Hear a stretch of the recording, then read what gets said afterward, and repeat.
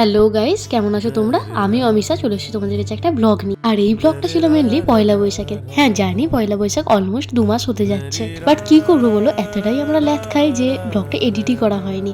আমরা বলা ভুল হবে, অ্যাকচুয়ালি আমি। আর এই বছর পয়লা বৈশাখটা আমার একটু অন্যরকমই কেটেছে, তার কারণ যেহেতু আমাদের বাড়িতে ছোটখাটো একটা বিজনেস ছোটবেলা থেকেই আমি দেখে আসছি, তো সেই কারণে আমি প্রতি বছর পয়লা বৈশাখে আমার বাবার সাথে মন্দিরে পুজো দিতে যাই। কিন্তু এই বছরটা আলাদা কাটলো, তার কারণ হলো আমাদের বিজনেসের পাশাপাশি আমাদের একটা দোকানও রয়েছে। আর সেই দোকানেরই পুজো করার ভার এবার আমার উপর পড়েছিল। হ্যাঁ, দোকানটা এখন আমিই চালাই আমার বন্ধুকে নিয়ে, তাই পুজোটাও অবশ্যই আমাকেই করতে হবে। তাই বাবা দায়িত্বটা এই বছর আমার উপরেই দিয়েছিল। প্রচন্ড মনে মনে নার্ভাস ছিলাম যে আমি পারবো তো পুজোটা করতে। হ্যাঁ জানতাম সবকিছুই, বাট নিজে পুজো করলে একটা নার্ভাস তো লাগবেই, তোমরা সবাই জানো সেটা। তারপর নার্ভাসনেসকে কাটিয়ে আর আমার বন্ধুর সাপোর্টে চলে গেলাম সেদিনকে সকালবেলা পুজো দিতে। ফল মিষ্টি মালা সবকিছু নিয়ে পৌঁছালাম মন্দিরে। আর মন্দিরে পৌঁছেই আমার গাড়ির জন্য নেওয়া মালাটাকে ফার্স্টেই গাড়িতে পরিয়ে দিলাম। তারপরে মন্দিরের পুজোর টোকেন কেটে খাতায় লাল সিঁদুর লাগিয়ে লাইন দিলাম মন্দিরে পুজো দেওয়ার জন্য।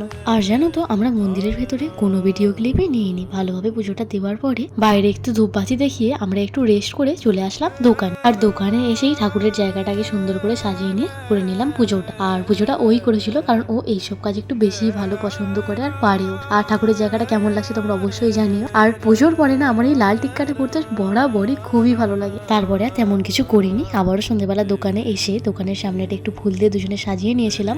আর সাজানোর পর ফাইনাল লুকটা ঠিক এরকম দেখতে লাগছিল। আর আমরা একটু কোল্ড ড্রিঙ্কসের আয়োজন করেছিলাম, যেহেতু আমরা দোকানটা খুব অল্প দিনই চালাচ্ছি, রেগুলার তেমন ভাবে কোনো কাস্টমার নেই। আর মা বাবা বোন সবাই সেদিনকে এসেছিল সন্ধ্যেবেলার দোকানে, আর বেশ কিছু কাস্টমারও এসেছিল, বাট তাদের কোনো ভিডিও ক্লিপ আমরা নেইনি।